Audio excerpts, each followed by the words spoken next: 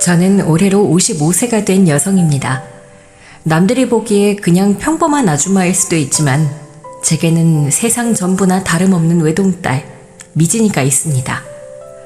이 아이가 제 인생을 지탱해온 이유이자 앞으로도 제가 살아갈 가장 큰 목표이죠. 저에게는 사실 남편이라는 존재가 있었습니다. 곁에서 저를 돌봐주고 늘 따뜻하게 감싸주던 사람이었어요. 하지만 지금은 그 사람을 과거의 기억으로만 떠올릴 수밖에 없네요. 왜냐하면 제 나이 29이라는 아직 젊은 시절에 남편이 교통사고로 세상을 떠났기 때문입니다. 남편은 결코 넉넉하지 않은 형편에도 불구하고 가정을 위해 몸이 부서져라 노력하던 사람이었습니다. 특히 제가 임신했을 때부터 앞으로 아이가 태어나면 더 많은 돈이 필요할 거야. 우리 가족 잘 살려면 내가 더 열심히 뛰어야지. 하면서 낮에는 공장 일용직으로 밤에는 배달 아르바이트까지 뛰며 하루 16시간 넘게 일한 적도 있었어요. 남편을 처음 만난 건 제가 24쯤 친구 소개로 간 작은 모임에서였습니다. 그때 남편은 고깃집 아르바이트를 하고 있었고 지금 생각해보면 멋부릴 형편도 아니었는지 단정한 청바지에 낡은 운동화를 신은 모습이었죠. 하지만 그가 내뱉는 말 한마디, 표정 하나하나가 진솔하고 따뜻하게 느껴져서 제게는 묘하게 호감이 갔습니다. 그 후로 몇 차례 만남이 이어졌어요. 남편은 늘 가족 이야기를 하곤 했습니다. 우리 부모님이 몸이 편찮으셔서 내가 돈을 벌어야 해요. 남동생도 어려서 공부에 전념해야 하고요. 저는 그런 책임감 있는 그의 태도에 마음이 끌렸죠. 단지 돈이나 신분이 아닌 어떻게든 사랑하는 사람들과 가족을 지켜주려는 사람이라는 느낌이 들었습니다. 결국 그와 결혼하기까지 오래 걸리지 않았어요. 아무리 형편이 어렵고 두 사람 모두 뚜렷한 직장이나 집이 없어도 상관없었습니다. 우리가 서로 사랑하고 노력만 하면 행복을 만들 수 있을 거라 믿었죠. 결혼 초기엔 정말 힘든 날들의 연속이었습니다. 좁은 원룸 하나 얻어 들어갔지만 집이라 부르기 민망한 수준이었죠. 벽지는 군데군데 곰팡이가 피어나고 환기가 제대로 안 돼서 곰삭은 냄새가 났어요. 그래도 남편은 그럴 때마다 여보, 이거 고쳐나가면 우리만의 아늑한 공간이 될 거야. 내가 주말에 페인트 칠도 해보고 곰팡이 제거제도 사올게. 하고 직접 가게에서 세제와 페인트를 사와서 휴일 내내 벽을 닦고 곰팡이를 제거하고 페인트를 바르며 땀범벅이 되곤 했습니다. 저도 그런 남편을 도우면서 역시 이 사람이라면 못할 게 없다고 느꼈어요.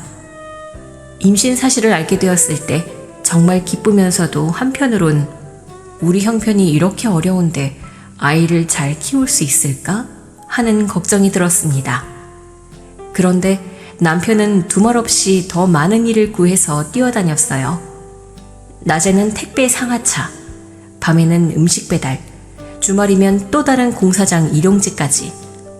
손목과 발목에 붙고 피곤해 허리가 휠 정도였지만 그는 늘 우리 가족을 위해서라면 이 정도쯤이야 아무것도 아니지 라며 저를 안심시켰습니다. 그러던 어느 날 제가 임신 6개월쯤 됐을 때였어요. 남편이 밤늦게까지 배달 아르바이트를 하고 있었는데 빗길에서 그만 사고를 당하고 말았어요. 오토바이가 미끄러져 트럭과 충돌했다고 합니다. 급히 병원으로 옮겨졌지만 상황이 심각하다는 소식을 들었죠. 병실 복도에서 저는 눈앞이 캄캄해졌어요. 의사는 수술이 시급하지만 장기 파열이 심해 위험이 크다고 했습니다. 그래도 어떻게든 살리겠다고 의료진이 총동원되었지만 마지막 순간 남편은 정말 간신히 의식을 되찾아 제게 한마디를 남겼습니다. 여보, 왔어. 괜찮아. 너무 걱정하지 마. 당신 왜 이렇게 이게 무슨 일이야 대체? 괜찮아. 조금 아플 뿐이야. 근데 여보, 우리 딸 잘 부탁해. 안 돼. 그런 말 하지 마. 우리 같이 키우기로 했잖아. 당신 약속했잖아. 나 혼자 어떻게 해. 제발 정신 차려. 내가 끝까지 곁에 있고 싶었어. 너 많이 힘들었잖아. 내가 좀 더 버텼어야 했는데. 당신 나 안 봐? 나 지금 무서워서 숨도 못 쉬겠어. 우리 아이 아빠 손잡고 태어나야지. 아직 이름도 못 지었잖아. 미안해. 정말 미안해. 내가 지켜주고 싶었는데 지켜주지 못해서 너무 미안해. 당신이 없어지면 나 어떡해? 당신 없는 세상에서 우리 아이가 어떻게 태어나? 안 돼. 가지마. 가지마. 제발. 사랑해, 여보. 진심이야. 너도 우리 딸도 항상 내 전부였어. 안 돼. 안 돼. 제발 눈 떠봐. 나한테 사랑한다고 한 번만 더 말해줘. 제발 마지막 한 번만 더 당신 목소리로 듣고 싶어. 여보. 그러나 남편은 조용히 눈을 감고 마지막 눈물 한 방울을 떨군 채 그의 손끝에서 생명이 빠져나가듯 차갑게 멈춰버렸습니다. 그때가 제 인생에서 가장 절망적이고 참혹한 순간이었습니다. 뱃속 아이와 어떻게 살아가야 하나? 나는 이제 무엇을 해야 하지? 하루아침에 가장 든든한 버팀목을 잃었으니 저로서는 모든 게 막막했죠. 하지만 뱃속에 있는 아이에게만은 기필코 희망을 주고 싶었어요. 딸을 잘 부탁한다는 남편의 마지막 부탁을 외면할 수는 없었습니다. 결국 저는 만삭의 몸으로 홀로 일자리를 찾아다녔습니다. 주변에서 어차피 출산하면 일 못할 텐데 누가 너를 쓰겠냐며 말리기도 했지만 배달 도시락 공장에서 오전에만 일하는 자리를 찾아서 조금씩 돈을 모았어요. 그러다 미진이가 세상에 태어났습니다. 저는 어느새 미혼모가 된 듯한 기분으로 몸조리를 충분히 하지도 못한 채 다시 일을 나가야 했죠. 육아도 일도 병행하느라 매일 밤마다 녹초가 됐습니다. 애 울음소리에 머리가 깨질 것 같고 집안 형편은 나아지지 않으니 절로 눈물만 흘렀죠. 그런데도 남편의 마지막 유언이 자꾸 떠올랐습니다. 우리 딸만큼은 절대 굶기지 말자. 어떻게든 잘 키우자.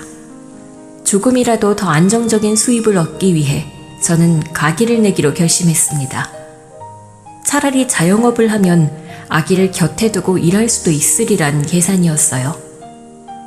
그래서 구석진 상가 1층에 작은 분식집을 열었죠.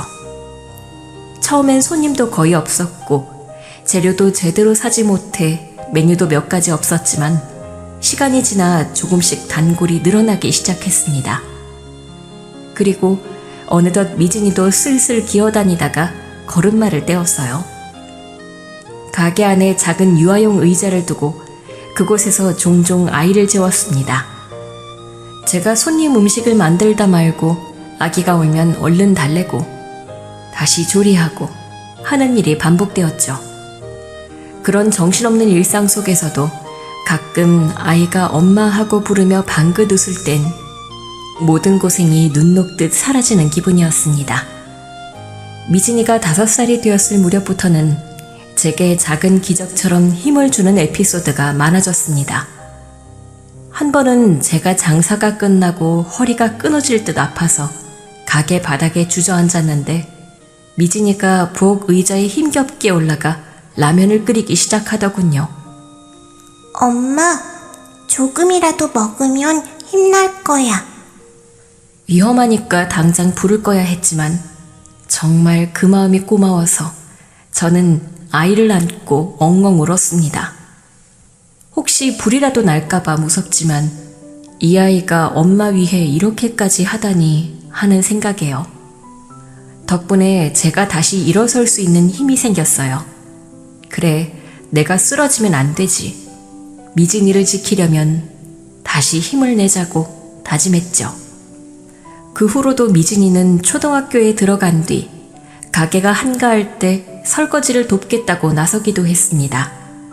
물론 아이 힘으로는 그게 쉽지 않아 결국은 제가 뒤처리를 해야 했지만 미진이가 쪼그려 앉아 그릇을 닦으며 엄마, 이거 얼른 마치고 우리 같이 집에 가서 놀자. 라고 말할 때면 세상이 환해지는 것 같았습니다. 남편이 떠난 뒤에도 이렇게 희망을 이어갈 수 있었던 건 온전히 딸 덕분이었다고 해도 과언이 아니에요. 시간이 흘러 미진이가 중학교, 고등학교를 거치면서 저는 좀 더 장사가 잘 되어 분식집을 작은 식당 수준으로 확장할 수 있었습니다. 미진이도 학업을 곧잘 따라가고 반에서 상위권 성적을 유지해 뿌듯했죠. 가끔 힘든 일이 있으면 저에게 속내를 털어놓고 또 저 또한 미진이에게 엄마가 오늘 어떤 손님 때문에 힘들었어 하고 얘기하곤 했습니다. 우리는 마치 친구나 동지처럼 서로를 의지했습니다. 그러다가 미진이가 20살이 넘어가니 대학에 진학해 따로 자취까지 하면서 독립심을 키워나가더군요. 전 여전히 바빴지만 한편으론 딸이 내목까지 성장하는 것 같아 대견했고 하늘에 있는 남편도 기뻐하리라 믿었습니다. 여보, 우리 딸이 이렇게 잘 크고 있어 하고 종종 남편의 묘소를 찾아가 혼잣말을 하곤 했어요. 그렇게 언뜻 보면 우리 모녀에게서 힘겹던 과거의 흔적은 거의 사라져가는 듯 했죠. 하지만 남편이 없이 딸을 키웠다는 상실감과 그러면서도 딸이 제 곁에서 든든히 자란 기쁨이 공존하는 날들이었습니다. 그리고 몇 해 전 미진이가 좋은 남자를 만났다며 설레하더니 1년 정도 지나서 갑자기 저한테 결혼을 이야기하더군요. 엄마, 나 이 사람이랑 결혼하기로 했어. 이 사람 정말 나에게 잘해주고 뭐랄까 엄마 아빠처럼 서로 의지하며 살 수 있을 것 같아. 그 순간 저는 울컥하면서도 한편으로는 기쁘고 섭섭한 감정이 뒤섞였습니다. 우리 딸이 벌써 이렇게 결혼까지 할 나이가 되었나? 남편이 살아있었다면 얼마나 좋아했을까? 하고요. 그래도 딸이 행복해하는 모습을 보니 그래, 네가 좋다면 엄마도 응원한다고 바로 허락했습니다. 사위가 될 사람의 이름은 도훈이었습니다. 직접 만나보니 젠틀하고 말 잘 통하고 꽤 믿음직스러웠어요. 중소기업 사장님 아들이며 스스로도 사업을 한다고 들었습니다. 장모님 가게에 나중에 놀러가면 맛있는 것도 먹을 수 있겠네요. 저희 어머니께도 꼭 보여드리고 싶어요. 하고 살갑게 대했습니다. 그 어머니, 그러니까 사부인 역시 재력이 꽤 있는 사업가라고 했어요. 이야기를 들어보니 고급 빌라에서 살고 또 고가의 자동차도 여러 대 굴리는 정도라네요. 저는 그걸 듣고 우리 딸은 적어도 경제적으로 고생은 안 하겠구나 하며 안도했습니다. 결혼식 당일 사부인은 저를 붙들고 이렇게 말했어요. 사실 제가 일찍 떠나보낸 딸이 있었는데 늘 마음 한구석이 아팠답니다. 이제 미진 양이 우리 집에 들어오니 친딸처럼 보듬고 싶어요. 걱정하지 마세요. 제가 곱게 키우겠습니다. 저는 그 말에 꼭 남편이 제게 우리 딸 잘 부탁해 라고 했던 유언이 떠올라 가슴이 찌르르해지더군요. 이분이라면 정말 믿어도 되겠다. 남편도 하늘에서 미진이 지켜줄 사람 만났다고 기뻐하겠지. 그렇게 생각하고 완전히 안심했습니다.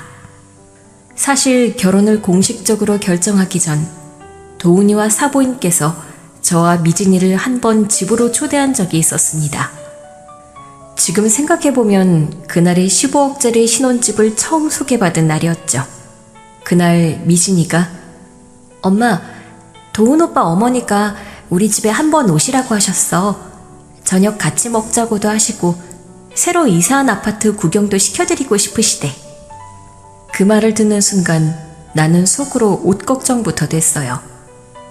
아휴, 나는 맨날 가게 앞치마 입고 일만 했는데 그렇게 번듯한 집엔 어떻게 입고 가야 하나. 하지만 미진이가 얼른 덧붙였죠. 엄마, 진짜 그냥 편하게 오셔도 된대. 도훈 오빠랑 어머님도 다 그러셨어.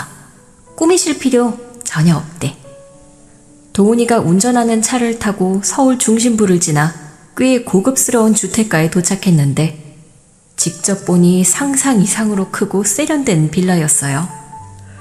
외벽은 어디 외국 영화에서나 나올 법한 대리석 느낌으로 고급스러웠고 건물 앞에는 외제차가 여러 대 주차돼 있더군요. 저는 속으로 와, 우리 미진이가 이런 곳에서 살게 된다니 라고 놀랐습니다. 현관문이 열리고 들어가 보니 넓은 거실에 고급 샹들리에가 걸려있고 창밖으로는 탁 트인 시내 전경이 한눈에 들어왔어요. 벽쪽엔 가족 사진인지 커다란 액자가 여러 개 걸려 있었고 가구들도 모두 브랜드가 드러나는 값비싼 듯한 스타일이었죠. 어서 오세요. 멀리서 오시느라 힘드셨죠? 앉아서 편히 쉬세요. 제가 금방 식탁 준비할게요. 예. 감사합니다. 소파에 앉았는데 그 감촉부터가 일반 가정집과 달랐어요. 마치 호텔 라운지에 앉아있는 기분이 들었다고 할까요? 식사를 위해 식탁으로 가보니 사부인이 직접 준비했다고는 하지만 한눈에 봐도 격조 높은 음식들이 가득 차 있었습니다. 메인 요리는 호텔식 스테이크에다 각종 와인과 고급 과일, 치즈 플래터까지. 저는 가게에서 분식만 만들다 보니 이런 식단이 너무 낯설고 훌륭하게 느껴졌죠. 그렇게 식사가 시작되고 사위와 사부인은 서로 집안 계획 이야기를 자연스레 꺼냈습니다. 사실 미진 양이 결혼하면 이 집 말고 근처에 새로 분양받은 아파트에 들어갈까 해요. 대략 15억 정도 가치인데 방 4개짜리고 보안시설도 훌륭하답니다. 도훈이도 우리 신혼집은 여기보다 더 전망 좋은 곳으로 가자고 해서 미진 양은 몸만 오면 돼요. 저와 미진이는 그 말에 서로 얼굴을 바라보며 약간 어리둥절했습니다. 몸만 오면 된다니 가구며 혼수며 신혼살림은 어떻게 하지? 라는 생각이 스쳤거든요. 그러자 도훈이가 곧장 그쵸 엄마? 우리도 이미 가구랑 가전은 어느 정도 마련해 둔 상태예요. 미진이가 별도로 준비하고 싶은 게 있다면 상의하면 좋고 그렇지 않으면 굳이 안 가져오셔도 돼요. 어차피 부족한 건 전혀 없을 테니. 그 말을 들으니 저도 모르게 안도감에 젖었습니다.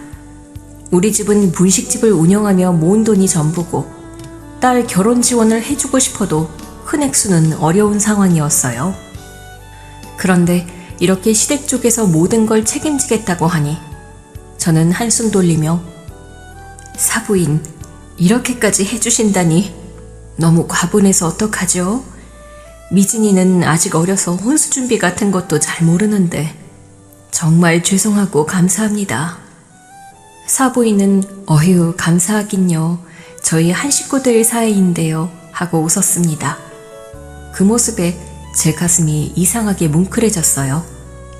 정말 좋은 분이네. 내 딸 시집 가면 나처럼 힘들던 시절은 겪지 않겠구나 싶어서요. 저는 마음속으로 이게 꿈인가 생시인가 하고 혼잣말했습니다. 힘들게 분식집을 운영하며 단칸방, 월세방을 전전하던 시절이 주마등처럼 스쳤어요. 이제 우리 딸은 이런 화려한 공간에서 여유롭게 살 수 있구나. 이 얼마나 감사한 일인가. 남편도 분명 하늘에서 흐뭇해할 거다 하고요. 그날의 초대자리는 꽤 늦게까지 이어졌고 돌아올 때는 도훈이가 직접 차로 저희를 집까지 데려다 주었습니다. 미진이도 차 안에서 들뜬 표정이었고 모든 게 완벽하게 흘러가는 듯 했죠. 결혼식을 마치고 저는 남편 묘소를 찾아갔습니다. 꽃다발을 놓고 작은 병에 막걸리를 따라주며 혼잣말을 했죠. 여보, 우리 미진이 시집 보냈어. 참 좋은 집안인 것 같아. 아파트도 마련해 주신대. 아마 우리 딸 남은 인생 편하게 살 거야. 당신이 항상 걱정했잖아. 이 아이가 혹여 우리처럼 고생하면 어떡하나 하고. 이제 괜찮을 것 같아. 고생했던 날들 다 지나가고 우리 딸은 행복할 거야. 그러니 부디 하늘에서 편히 쉬면서 지켜봐줘. 눈물 한 방울이 뺨을 타고 흘렀지만 이 눈물은 기쁨과 그리움이 섞인 복잡한 감정이었습니다. 저는 진심으로 앞으론 우리 딸이 평탄하게만 살길 바랬어요. 그게 남편의 유언을 지켜내는 길이라 여겼고 저 또한 더는 힘든 일 없이 편안해지고 싶었죠. 그러나 그 이후로 펼쳐진 상황은 저의 이런 믿음을 무너뜨릴 만큼 끔찍한 전개로 흘러갔습니다. 사실 결혼 첫 달, 미진이와 저는 일주일에 서너 번은 통화하던 깊은 모녀 사이였어요. 매일매일 통화하진 않아도 최소한 제가 궁금해할 만한 일들은 빠짐없이 전해 듣곤 했죠. 그런데 이상하게도 결혼 한 달쯤 지난 어느 시점부터 전화가 뚝 끊겼습니다. 처음엔 저도 신혼부부가 정신없이 지낼 수도 있지 뭐 라는 마음으로 대수롭지 않게 넘겼어요. 하지만 그 한 달이 지나고 또 다음 달까지 비슷한 패턴이 반복되니 저도 모르게 이건 좀 이상한데? 라는 생각이 들기 시작했습니다. 한동안은 제가 먼저 전화를 걸면 부재중으로 넘어가거나 혹은 미진이 폰이 꺼져 있다는 안내음이 들렸어요. 그러다 운 좋게 한번 연결이 되면 미진이는 다급한 목소리로 엄마, 미안. 나 지금 바빠. 시어머니가 부르셔서 집안일 도와야 해. 다음에 다시 전화할게. 라고 짧게 말하고 곧장 통화를 끊었습니다. 저는 그래, 새로운 가정이니까 조심스럽겠지 하고 스스로를 타이르며 이해하려 했죠. 그러면서도 마음 한구석에선 우리 딸이 원래 이렇게 비밀을 만들고 서둘러 전화를 끊는 애였나? 하는 의문이 계속 맴돌았어요. 심지어 딸이 결혼 전에는 사소한 고민거리까지 제게 공유하던 아이였거든요. 남편과 달콤한 신혼생활 즐기고 있어 그런가? 혹시 시어머니가 까다로운 분인가? 싶어 상상의 나래를 펴기도 했습니다. 한 번은 저녁 9시 무렵 가게 문을 닫고 난 뒤에 그래도 궁금하다며 전화를 걸어봤는데 역시나 받지를 않더군요. 밤 11시가 넘어서야 미진이에게서 문자가 왔어요. 엄마, 미안해. 오늘 시어머니 모임이 있어서 정신이 하나도 없었어. 걱정하지 말고 나 정말 잘 지내고 있어. 곧 연락할게. 이 짧은 문자를 받았는데도 저는 왠지 허전했습니다. 결혼 후 한 달 반이 지나도록 딸의 목소리를 제대로 듣지 못하고 사소한 이야기도 못 나누고 있으니 말이죠. 하지만 여전히 그럴 수 있지. 시댁에서 바쁜가 보지 하고 제 기분을 애써 무시했습니다. 그렇게 뭔가 이상하다는 뉘앙스가 감돌던 어느 날 미진이가 직접 저에게 전화를 걸어왔습니다. 그것도 낮 시간에요. 평소라면 제가 먼저 계속 시도해도 통화가 안 되던 애가 스스로 전화해주니 반갑기도 했죠. 이제야 신혼생활이 어느 정도 안정됐나? 라는 기대감도 생겼고요. 하지만 통화 내용을 들어보니 저로서는 상당히 당혹스러운 부탁이었습니다. 엄마, 나 돈 좀 빌려줄 수 있어? 한 500만 원 정도만 있으면 되는데. 뭐? 돈? 니네 시댁에서 15억짜리 아파트까지 마련해줬다고 했잖아. 굉장히 부유하다면서. 근데 왜 갑자기 엄마한테 무슨 일 있는 거야? 500만 원 정도면 제게도 부담이 큰 금액이고 또 시댁이 충분한 재력을 가진 집이라 들었는데 굳이 엄마인 저한테 돈을 부탁한다는 점이 의아했습니다. 그러자 미진이는 애써 침을 삼키는 듯한 목소리로 말했죠. 남편이나 시어머니 몰래 친구를 돕고 싶어서 갑자기 돈이 필요하다고 하는데 아예 남편 몰래 주고 싶어. 친구가 정말 급해서. 그건 더욱 이해가 안 되는 얘기였습니다. 보통 친구가 급하다면 남편과 상의해도 될 텐데 왜 몰래 돈을 주려 하는지. 도대체 그 친구라는 사람은 누군지. 금액이 500만 원이면 꽤 큰 액수인데 어떻게 쓰이는지도 애매했고요. 그게 무슨 사정인데 말 좀 해봐. 엄마, 복잡한 사정이 있어서 내가 자세히 말 못해. 미안해. 결국 딸이 간청하니 그래 필요한가 보지 싶어 저도 어렵게 500만 원을 송금해 주었어요. 그날 밤 돈을 보내고 나서도 마음이 쉽게 편안해지지 않았습니다. 이 돈이 정말 딸이 말한 대로 친구에게 전해지는 걸까? 시댁 쪽에 그렇게 부유하다던데 왜 굳이 숨겨서 엄마에게 빌려야 하지? 딸에게 무슨 안 좋은 일이 벌어지고 있는 건 아닌가 하는 의심이 조금씩 머리를 스쳤지만 미진이가 스스로 숨기고 싶어 한다니 일단은 딸의 의사를 존중하기로 했습니다. 이후로도 딸과의 연락은 여전히 원활하지 않았고 시간이 흐를수록 더더욱 뭔가 잘못 돌아가고 있다는 느낌이 강해졌습니다. 5개월 차쯤 저는 그래도 딸 얼굴은 봐야지 하고 며칠 전부터 미진이에게 주말에 아파트로 찾아가겠다고 통보해뒀어요. 미진이도 그때 분명히 알았다, 밥 같이 먹자고 말했거든요. 그런데 막상 약속한 날 아파트에 도착해 초인종을 눌렀는데 아무 반응이 없더라고요. 문자도 전화도 그대로 묵묵부답이었죠. 집에 아무도 없나 싶어 복도에서 한참을 기다렸는데 현관 카메라 위쪽 그 렌즈 뒤에서 누군가 지켜보는 느낌이 들었습니다. 분명 안에 사람이 있는데 문을 일부러 안 열어주는 거구나. 그 순간 가슴이 철렁 내려앉았어요. 도대체 왜? 무슨 일이 생긴 걸까? 내가 뭔 실수라도 한 걸까? 온갖 생각이 머릿속을 뒤섞었지만 결국 1시간 넘게 기다리다 돌아설 수밖에 없었죠. 그날 밤 집에 돌아와서 겨우 미진이와 통화가 닿았어요. 아, 엄마, 나 그때 밖에 있었어. 미안해. 진짜 바람 쐬러 나갔었어. 그래?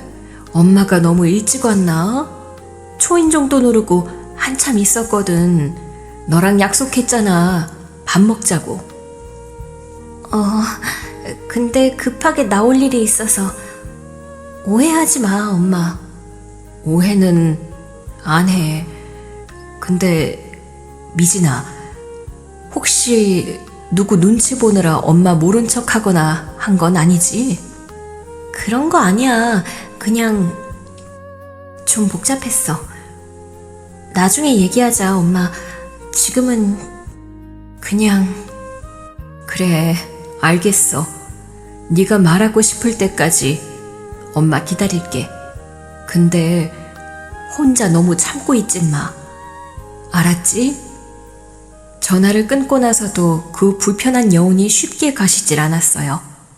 내 딸, 내가 너무 잘하는 아인데 분명 뭔가 숨기고 있다. 그 이상한 낌새는 엄마인 제 직감으로 확실히 느껴졌습니다. 그 후로도 7개월이 지나도록 딸이 집에 한번 오지도 않고 저도 그 아파트에 초대받지 못하는 이상한 상황이 계속됐어요. 그러다 어느 날 미진이가 또 전화를 해서 돈을 부탁했습니다. 이번엔 1,000만 원이라는 더 큰 액수였죠. 엄마, 친구가 또 급하게 돈이 필요해. 내가 정말 도와주고 싶어서 나중에 꼭 갚을게. 저는 전보다 더 놀랐습니다. 어떤 친구길래 이렇게 자주 큰 돈이 필요하나 싶었고, 그 시댁이 그렇게 부유하다는데 왜 계속 몰래 엄마에게 돈을 빌리려 하는지 도무지 납득이 안 됐거든요. 아니, 넌 15억짜리 아파트 사줄 만큼 부유한 시댁에 시집 갔잖아. 왜 자꾸 남편이나 시어머니께 상의 안 하고 엄마한테만 부탁해? 그 친구는 또 뭐 하는 사람인지 매번 이렇게 큰 돈이 필요하다고? 그제야 미진이가 약간 흔들린 목소리로 어머님이 이런데 돈 쓰는 거 싫어하셔. 그리고 도훈 오빠도 친구 문제에 괜히 얽히지 말라고 했어.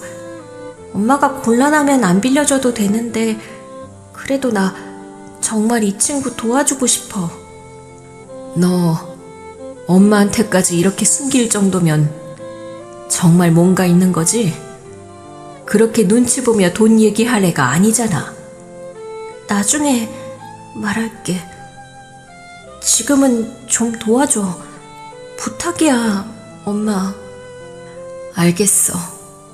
엄마가 어떻게든 해볼게. 근데 미진아, 정말 아무 일 없는 거 맞지? 응. 그 통화를 끊고 나서도 마음이 너무 불편했어요. 말은 그렇게 했지만 딸의 숨죽인 목소리와 말끝 떨림이 머릿속에 자꾸 맴돌았죠. 그래서 결국 저는 대출까지 받아 1,000만 원을 보내줬어요.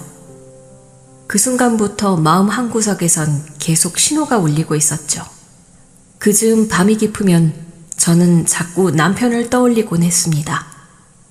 그날 사고 직후 피범벅이 된 채 미약하게 남긴 남편의 유언.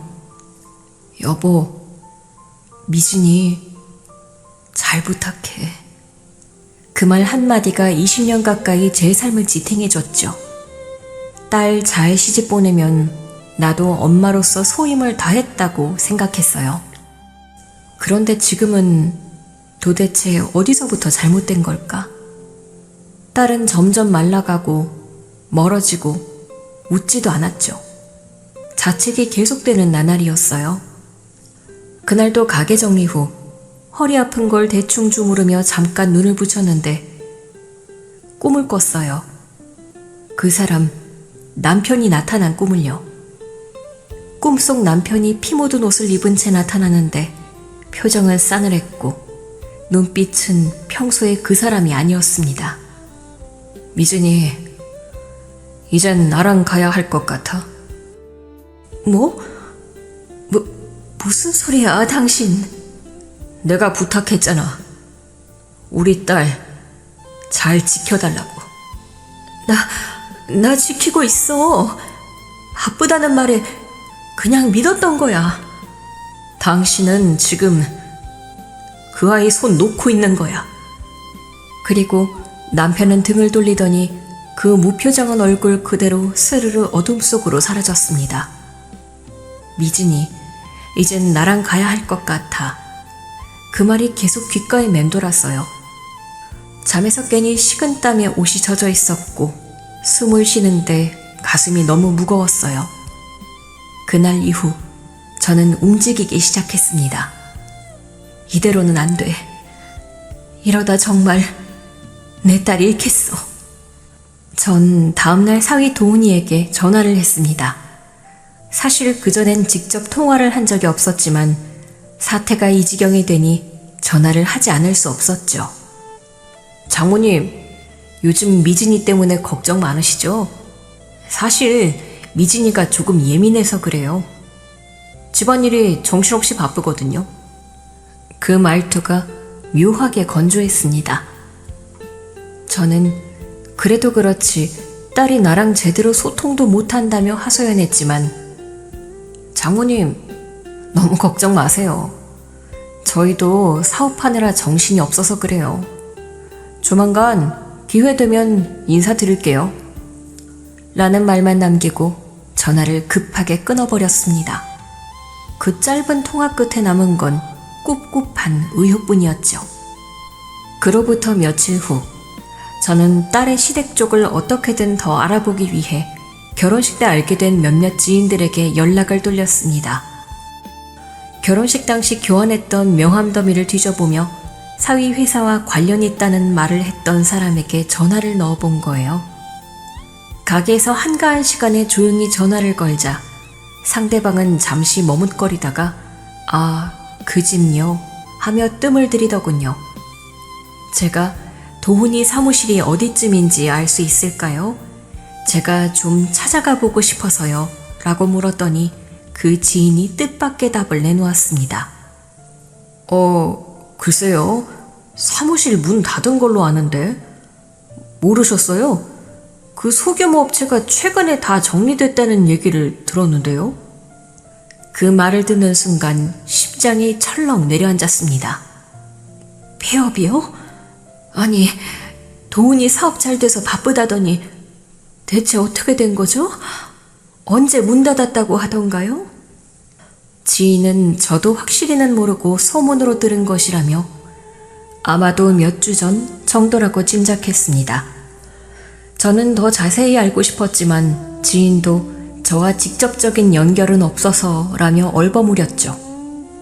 전화를 끊고 나니 사업 때문에 바빠서 딸이랑 대화할 여유도 없다고 하더니 정작 사무실이 폐업이라니. 이 모순적인 상황에 제 머릿속이 복잡해졌습니다. 어쩌면 사무실이 잘 안 돼서 정리했는데 그걸 시댁이 숨기고 있는 건 아닐까? 그렇다면 금전적 문제가 있을 수도 있고 딸이 저한테 돈을 빌려달라고 한 것도 그와 관련 있는지도 모르죠.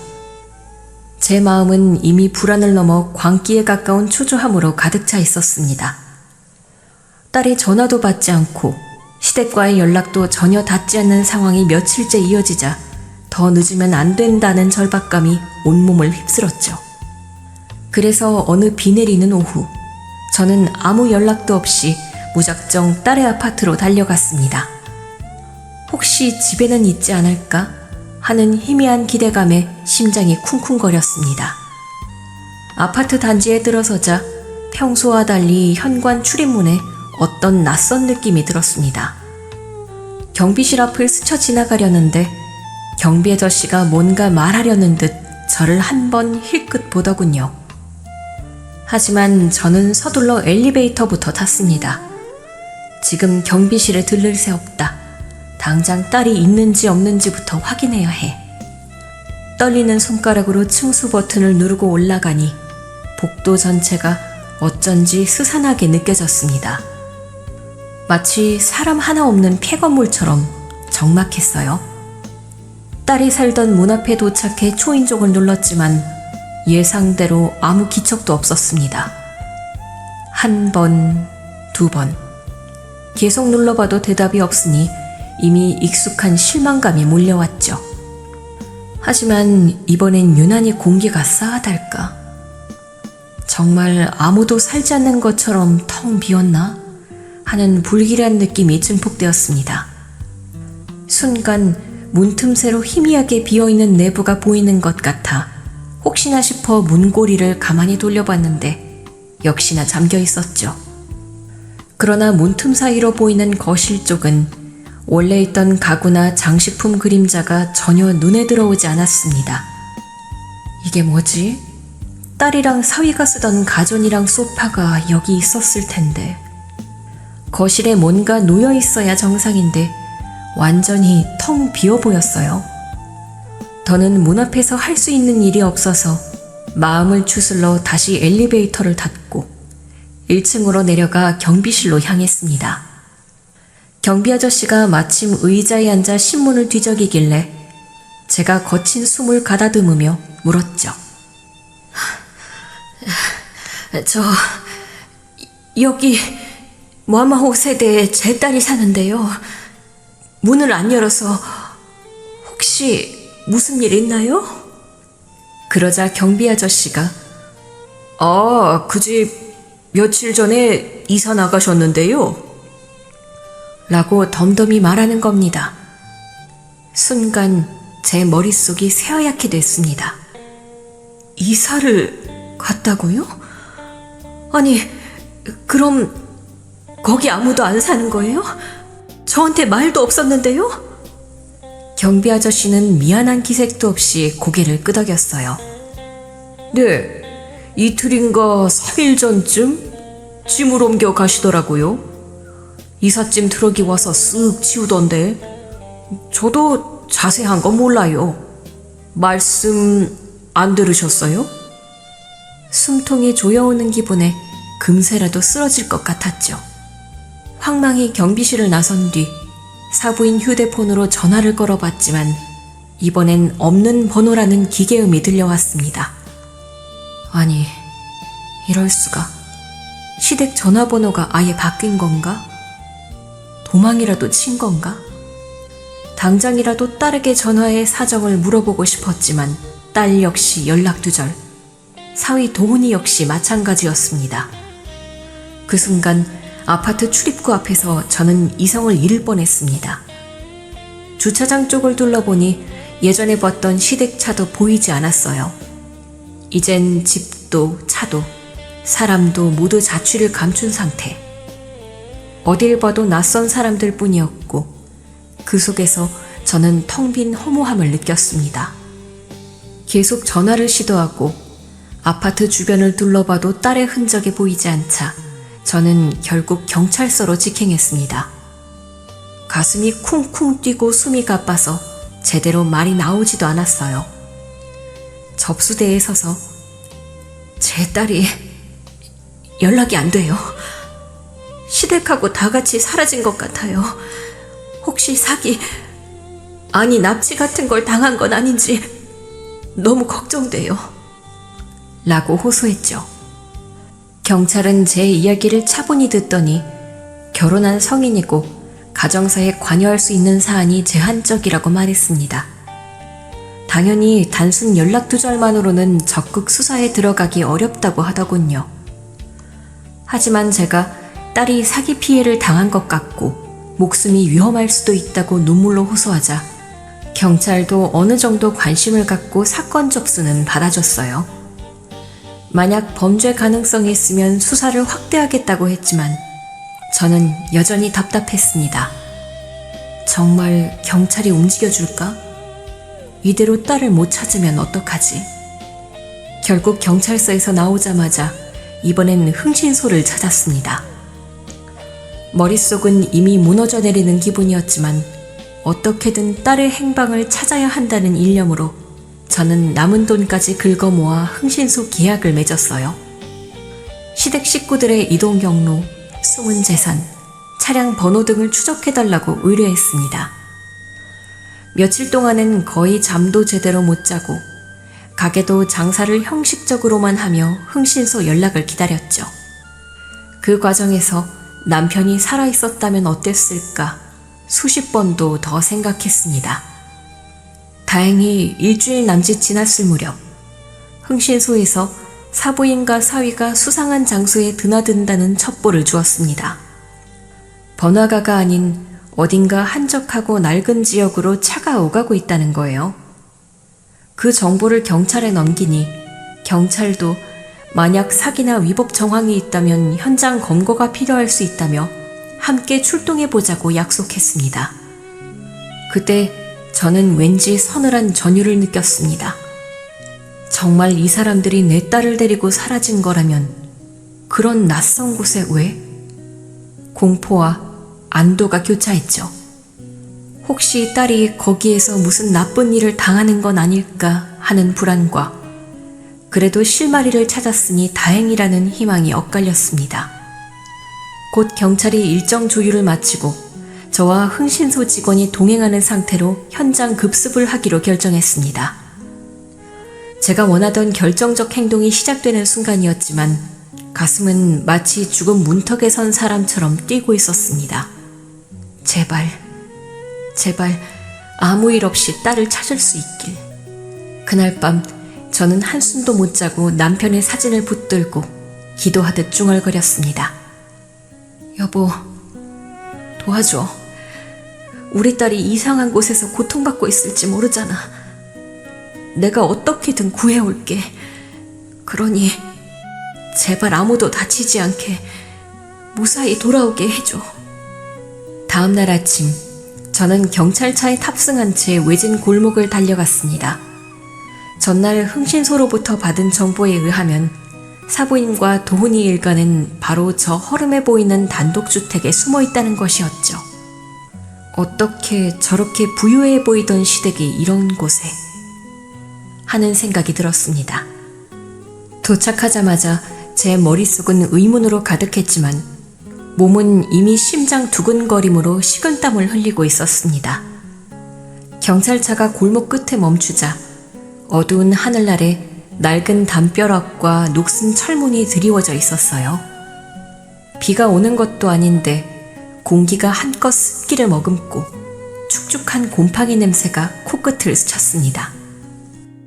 그곳은 마치 폐가처럼 을씨년스러운 분위기를 풍겼고 현관 앞 작은 조명등마저 깜빡거려 한층 더 긴장감을 자아냈죠. 경찰들이 체포영장을 챙겨들고 손짓으로 조용히 따라오라고 신호를 보냈습니다. 저는 숨을 죽인 채 문 바로 옆에 바짝 붙어 섰어요. 한 형사가 문고리를 돌려봤지만 잠겨 있어서 다른 한 명이 도구를 꺼내 문을 강제로 열기 시작했죠. 뻑뻑한 문이 스르륵 열리는 순간 고약한 냄새와 함께 희미한 비명 같은 소리가 안쪽에서 흘러나왔습니다. 누군가가 애처롭게 울부짖는 듯한 제대로 분간이 안 되는 소리. 그 소리에 제 가슴이 철렁했고 경찰들도 이상한 낌새를 직감한 듯 누구 있습니까? 하고 소리치며 안으로 뛰어들었습니다. 실내는 생각보다 어두웠고 곰삭은 습기가 벽지 여기저기에 얼룩처럼 번져 있었습니다. 거실은 텅 빈 상태로 낡은 가구 몇 개만 흐릿하게 자리 잡은 모습이었어요. 발소리가 축축 울릴 정도로 바닥은 축축히 젖어 있었고 방 안을 자세히 살피지 않아도 뭔가 불길한 느낌이 휘감았습니다. 경찰 몇 명이 거실 안쪽 방으로 진입해 경찰입니다. 모두 나와 라고 외치는 소리가 들렸지만 저는 왠지 모르게 복도 쪽에 시선이 머물렀어요. 거기서 새어나오는 이상한 비명이 계속 들리는 듯 했거든요. 초조함을 견디지 못하고 제가 조심스레 복도 쪽으로 발걸음을 옮기는 순간 문득 바닥에 무언가 움직이는 형체가 보였습니다. 처음엔 전 그냥 쓰레기 봉투나 낡은 헝겊더미인 줄 알았어요. 그 정도로 축 늘어진 느낌이었고 머리카락이 떡진 무언가가 천천히 기어다니고 있었으니까요. 그러다 이내 그 형체가 사람이라는 걸 깨닫는데 몇 초가 채 걸리지 않았습니다. 설마... 가까이 다가가자 그건 제 딸 미진이었습니다. 머리카락은 엉켜 떡져 있고 몸은 마치 뼈만 남은 듯 말라 비틀어진 상태였어요. 옷도 찢긴 누더기처럼 너덜너덜해져 있었고 얼굴은 형체가 잘 보이지 않을 만큼 수척해져 있었습니다. 그 순간 저는 식은땀인지 눈물인지 분간도 안 되는 흐름 속에서 미진아 하고 중얼거리며 전율을 느꼈죠. 제가 비명 섞인 목소리로 미진아! 세상에 너 왜 이 꼴이 된 거야? 라고 외치자 딸은 고개를 살짝 들다가 저를 보곤 눈에서 눈물이 뚝 떨어지며 엄마라고 겨우 속삭였습니다. 그리고는 그 자리에 털썩 기력 없이 쓰러졌어요. 그 모습이 너무 끔찍해서 심장이 철렁 내려앉으며 머릿속이 새하얗게 변했습니다. 어떤 말도 나오지 않고 어찌할 바를 모르겠더군요. 경찰들이 뒤늦게 복도를 따라 달려와 상황을 인지하자마자 환자부터 옮기세요. 여기 구급차 불러요. 빨리! 하고 소리쳤습니다. 저도 딸 곁에 무릎 꿇고 매달리다시피 제발 정신 좀 차려 하고 울부짖었어요. 딸은 이미 정신이 반쯤 나간 상태였는지 희미하게 울음소리만 흘리고 있었습니다. 그 후 경찰 수사가 진행되고 저는 경악할 수밖에 없었습니다. 어머니, 우선 말씀드릴 게 많습니다. 경찰은 무거운 얼굴로 서류를 확인하며 입을 열었습니다. 사부인과 사위, 그리고 그 외 친척까지. 사실 조직적인 가족 범죄단이었습니다. 이미 지명수배 상태였고 전국 곳곳에서 유사한 수법으로 피해자를 양산해 왔더군요. 그 한마디에 저는 경악을 금치 못했습니다. 처음엔 단지 시댁이 이상한 짓을 했나 보네 정도로만 생각했는데 조직 범죄단이라는 말은 완전히 다른 차원의 충격이었죠. 그럼 제 딸이 당한 게 이 사람들 처음부터 사기를 목적으로 접근했다는 건가요? 네, 15억 아파트 제공이니 내 딸처럼 대해주겠다느니 사실 전부 가짜였습니다. 잠시 전세나 단기 임대로 얻어놓고 마치 자기 집인 양 속였고 미진 양 명의로 수차례 대출을 받거나 어머님 돈까지 빼돌리려 했던 정황이 포착됐어요. 이것은 이전에도 여러 번 했던 수법이고 피해자도 한두 명이 아니더군요. 가슴이 콱 막혀 숨이 잘 안 쉬어졌습니다. 처음부터 이들이 거짓으로 딸에게 접근했다니. 딸이 시어머니가 따뜻하게 대해준다는 말에 감격해하던 모습이 떠올랐고 그 모든 게 연극이었다니 소름이 돋았습니다. 이미 예전에도 다른 여성과 가짜 결혼을 올려서 큰 금액을 편취한 적이 있어요. 경기도, 부산, 심지어 제주도까지. 곳곳에 비슷한 신고가 들어와 있었는데 이들은 신분 세탁이나 단기 거주를 반복하며 잡히지 않고 다녔죠. 이번 사건을 통해서야 우리가 확실하게 정황 증거를 잡고 범인들을 검거한 겁니다. 제게는 가장 어이없는 부분이 딸이 당한 실질적인 피해가 얼마나 큰가 하는 점이었습니다. 곧 경찰은 제 딸의 진술을 기반으로 사부인과 도훈이가 딸에게 가스라이팅과 협박을 하며 인간 이하처럼 부렸다는 사실을 밝혀주었습니다.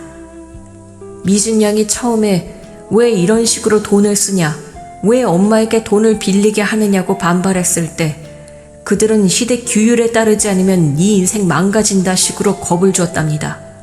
또 엄마나 주위 사람들에게 말하면 벌을 주겠다며 친구를 돕는다고 핑계댄 뒤 엄마한테서 돈을 구해와라 라고 했고요. 경찰은 안타까운 표정으로 이어서 말했습니다. 거기에 더해 미진 양이 시어머니나 남편에게 조금만 이의를 제기하면 아파트 안에서 사실상 갇혀 생활하게 만들고 나중에는 그 아파트도 정리한 뒤 은신처로 옮겨 거의 종처럼 심부름시키고 굴욕적인 대우를 강요했대요. 말을 안 들으면 굶기거나 방에 가둬놓고요. 그러니 전화나 방문을 못 받았던 것도 당연하죠. 저는 숨이 턱 막혔습니다. 며칠 전까지 우리 딸 왜 전화가 안 되지? 고민하던 게 실제로는 딸이 감금 상태에서 지옥 같은 생활을 하고 있었기 때문이라니. 분노와 후회와 자책이 한꺼번에 밀려왔어요. 내가 좀 더 일찍 적극적으로 움직였다면 딸이 이런 고초를 안 겪었을 텐데. 하지만 돌이킬 수 없었습니다. 경찰이 다음 서류를 내밀며 덧붙였습니다. 대출 서류를 보니 미진 양 명의로 상당한 액수가 빠져나갔습니다. 또 다른 사기 사건과 얽혀 여러 계좌로 돈이 이체된 흔적이 있습니다. 이 부분은 법원 심리를 거쳐야 하겠지만 사부인 일당이 고의적으로 명의를 훔친 사실이 드러났으니 미진 양에게 책임이 돌아오지 않도록 저희가 최대한 노력할 겁니다. 이 모든 사실을 한꺼번에 듣고 나니 저는 허탈한 웃음까지 나오더군요. 사부인이 제 딸에게 그토록 거짓 애정을 보여주며 15억짜리 아파트를 준다고 떠들던 날들이 스쳐갔습니다. 딸은 그 말에 혹해 진심으로 시어머니가 친딸처럼 받아준다고 감격해 했는데 그게 악몽의 시작이었다니요. 딸이 지금 많이 힘들어하고 있죠. 제가 빨리 병원으로 가야겠어요. 저희도 끝까지 법적 절차 진행해서 억울함을 풀어야 할 텐데. 네, 미진 양은 심리적 충격이 커서 당분간 안정을 취해야 할 겁니다. 그들 일가가 재판에 넘겨져서 무거운 처벌을 받을 가능성이 크니 너무 염려 마시고 어머니도 마음 단단히 먹으십시오. 이렇게 수사 결과가 모두 공유된 후 저는 차가운 복도에 서서 어리 빠진 채 한참을 서 있었습니다. 딸이 죽지 않고 살아있다는 게 그나마 다행이라지만 이토록 끔찍한 범죄 집단에게 속아 고통받았구나 하는 생각에 가슴이 송곳으로 찌르듯 아팠습니다. 그 끔찍한 일이 있은 뒤로 저는 딸을 제 곁으로 데려와 함께 살고 있습니다. 아직 딸은 외상 후 스트레스가 남아있어 사람 많은 곳에는 나가기 힘들어하지만 조금씩 일상으로 돌아오기 위해 노력 중이에요. 모든 걸 사기로 꾸민 시댁일당은 재판 과정에서 확실하게 처벌받게 될 거고요. 덕분에 딸이 뒤집어 쓴 대출 빚이나 사기 관련 문제도 법원에서 면책 또는 회복 절차가 이뤄질 거라 합니다. 돌이켜보면 처음 딸이 큰 부자 시댁을 만난다고 했을 때 제가 무조건적인 안도감에 빠져있던 게 아닌가 싶어요. 아파트가 15억이니 시어머니가 사업가라니 우리 딸은 이제 고생 끝이라는 섣부른 믿음으로 딸이 이상신호를 보낼 때마다 별다른 추궁을 하지 않았죠. 그것이 사기꾼 일가에 딸을 더욱 사각지대로 몰아넣은 셈입니다. 이 이야기를 전하며 제가 드리고 싶은 말씀은 겉보기의 재력과 친절함에 절대 속지 말라. 그리고 가족이 이상한 SOS 신호를 보낸다면 작은 것이라도 절대 흘려듣지 말아라. 입니다. 제 딸은 지금도 가끔 악몽을 꿉니다. 어떤 날은 시어머니가 다시 나타나면 어떡해 하고 두려움에 떨기도 해요. 하지만 저는 매일 딸에게 말합니다. 걱정 마. 이제 엄마가 네 곁에서 절대 떨어지지 않을 거야. 우리에게 남은 인생 내가 책임지고 지켜줄게. 그리고 꼭 이 말을 덧붙여주죠. 네가 다시 세상을 믿을 수 있도록 우리 모녀가 함께 하나씩 쌓아가자.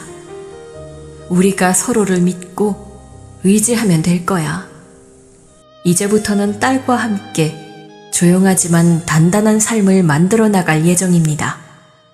절대 이런 악랄한 범죄자들에게 다시 속지 않을 거고 사랑하는 딸을 끝까지 보호할 겁니다. 여러분께서도 혹시나 주변에 비정상적으로 결혼 생활이 꼬이거나 이상하게 부모와 연락을 끊는 사례를 보신다면 꼭 신중히 살펴봐 주시길 부탁드립니다. 그 작은 관심이 누군가의 목숨을 살리는 일이 될 수도 있으니까요.